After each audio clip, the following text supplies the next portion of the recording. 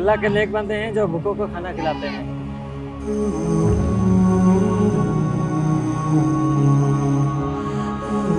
ये काम जो है मेरे ताया, मेरे वालिद और मेरे चचा ने शुरू किया था। जिस वक्त ये लोग KPK से आए थे, हम बेसिकली बड़ग्राम से हमारा ताल्लुक़ है।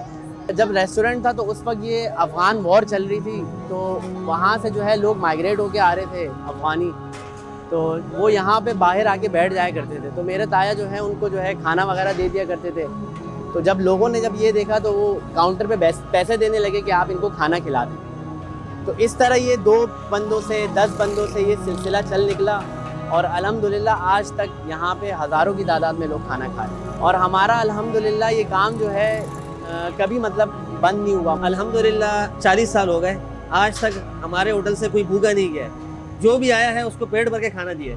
हमारी जो ज़कात की अमाउंट है वो इस तरह मैनेज होती है कि वो यहाँ पे जो है हम नहीं खिलाते हैं, वो हमारे जो है एरिया में पार्सल के तौर पे जाती है। और अल्हम्दुलिल्लाह पूरे साल इसी तरह कंसिस्टेंसी से जो है हमारी ज़कात चल रही